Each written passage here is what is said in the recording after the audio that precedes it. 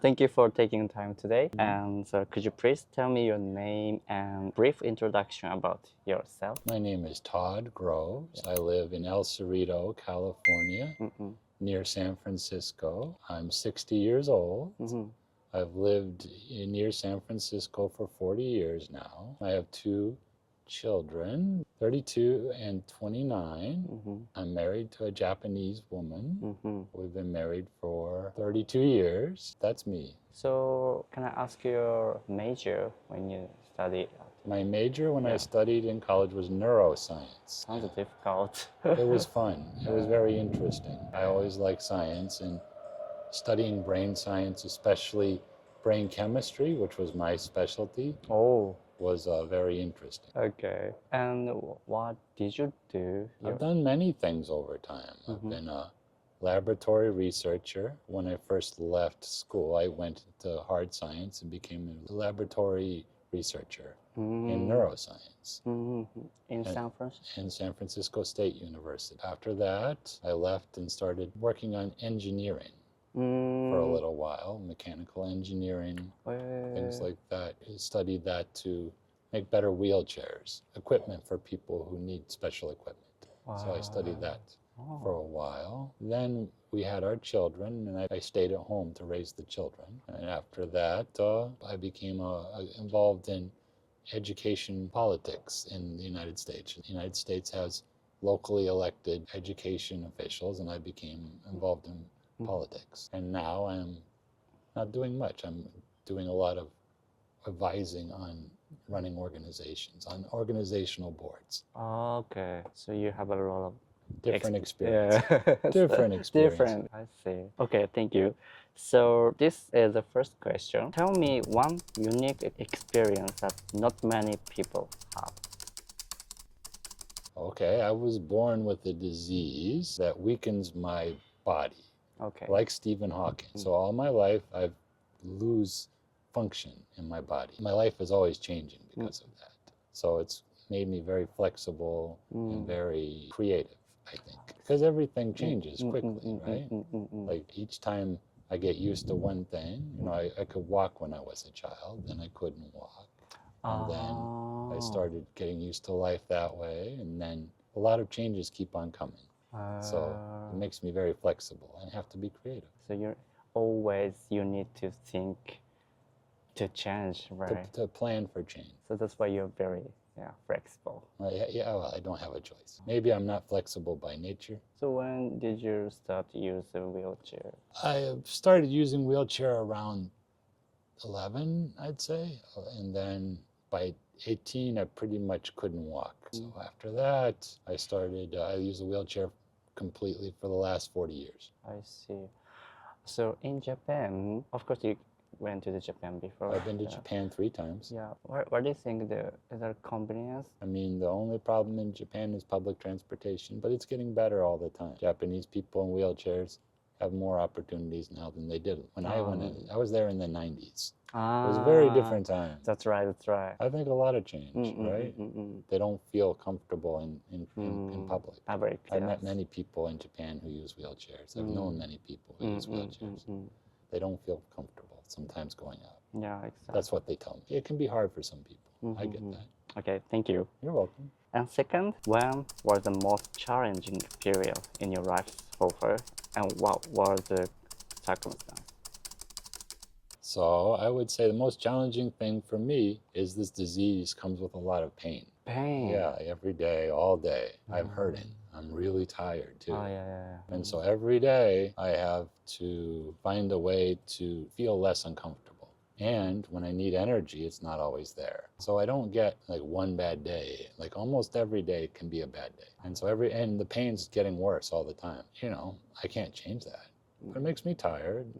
It makes me crazy sometimes, right? And I get really desperate to change, to not feel bad. I think that's my challenge. So which part?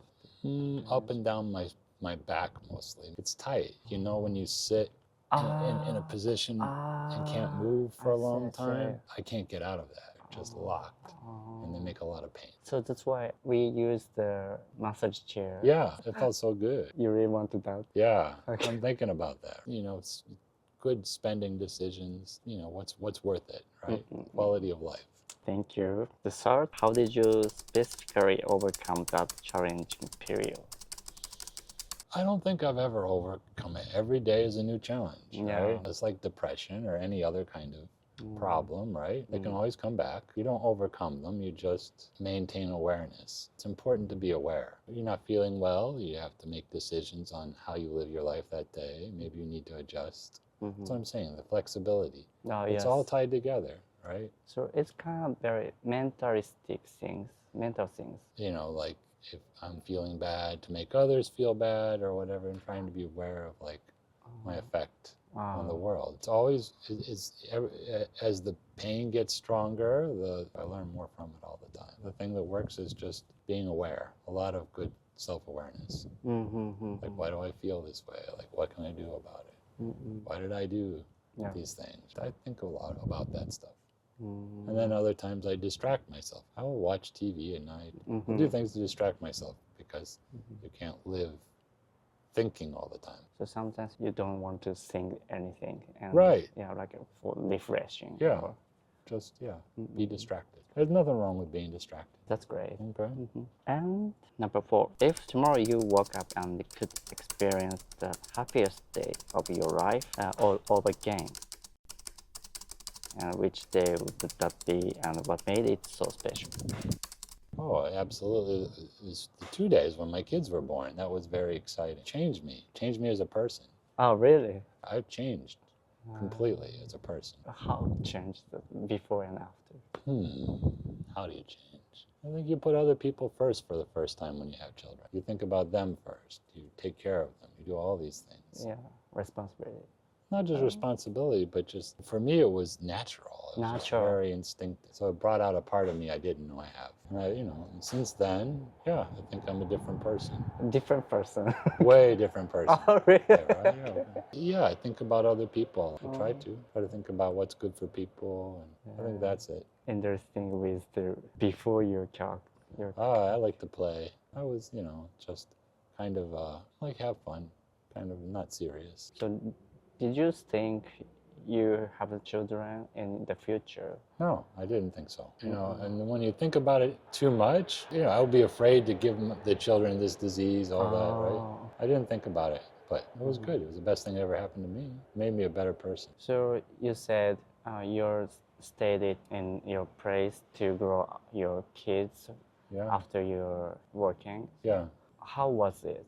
I think it was easy and it was hard, right? Some things are easy and some things are hard, right? They're both. It's very like normal things to grow the children. I mean, children they tell you what they need. They're very clear on what they need. Kids are always telling you good things about how to take care of them, all these other things. You just have to learn how to listen. It's different. I stopped talking to other adults though at that period because I was so focused. So the danger is getting isolated. I think a lot of people, particularly housewives, know that experience. Oh, that's right. Yeah. And so some people will have the depressed or something. Yeah, they stop hanging out with other people their age. Feel like you're losing compared to people who are working or whatever. You are not like that. I can go through that. I can feel that way. We have different ways of looking. I can get depressed, but I also, I find a lot of things interesting. So it's not hard for me to find something interesting. Because you're very creative. And, I'm naturally introverted. I don't talk to people usually. Oh, okay. I'm okay with that. I think my nature is introverted. Oh, really? Yeah. I don't think so. You're very I mean, I could go days without talking, and that's okay. I like people I can talk to deeply, completely openly. I don't just no judgment, nothing like that. So I pick a few good people to talk to. Now. Am I good people? Yeah, you're great people. Everybody loves Shuhei. Everybody loves Shuhei. Thank you. Why is that? I don't know. Yeah, everyone's like, Shuhei's the best. Okay, I'm so happy now. So this is the last question. Okay. Number 5. According to the United Nations, this country, US, ranks as the 15th happiest in the world. what are your thoughts on this ranking? Also, regardless of ranking, which country do you think would be happy to live in and why? Well, I think it's really strange because you go other places in the world. You know, the U.S. is really, it's really easy to live here. It's very free to live here. Exactly. It's very supportive. It's hard to fail here. You know, there's a lot of interest. It's a unique place. I think that the people don't feel connected to each other right now in this country. Mostly it's about politics in this country right now. Very politically divided, but that's the same everywhere in the world. Yeah, that's right. That's right. And I think it's people don't feel connected to their neighbors, to their countrymen, and that's a sense of social isolation, low trust in all kinds of things. People don't trust each other. Maybe they don't even like each other. I think that that's a big part of the problem. We've got a lot of really good things going on in the United States. Japan has a lot of really good things happening. We've had an easy time compared to what it was like in the past. I just don't know why people, I think it's just because maybe things got too easy for a while. We keep on expecting improvement without, I don't know what's going wrong, but there's no reason that we should be unhappy in this country. So it's mean when you are young, like a teenager, or maybe like 40 years ago, US is not like that. Yeah, I think there was more sense of common culture. Maybe that's it. And so it was very different, a lot of bad things. I think, people feel something's wrong. I don't know what it is. And I think it may differ from person to person. When people don't feel like they can speak, they're afraid to speak publicly, all these other things. It's a difficult time for people to find out who they are, to feel safe. I think people feel unsafe. That's it. I don't know why. It's low trust, low safety. Low trust. So how do we trust other people in with the how do you improve trust? Yeah, with a different culture.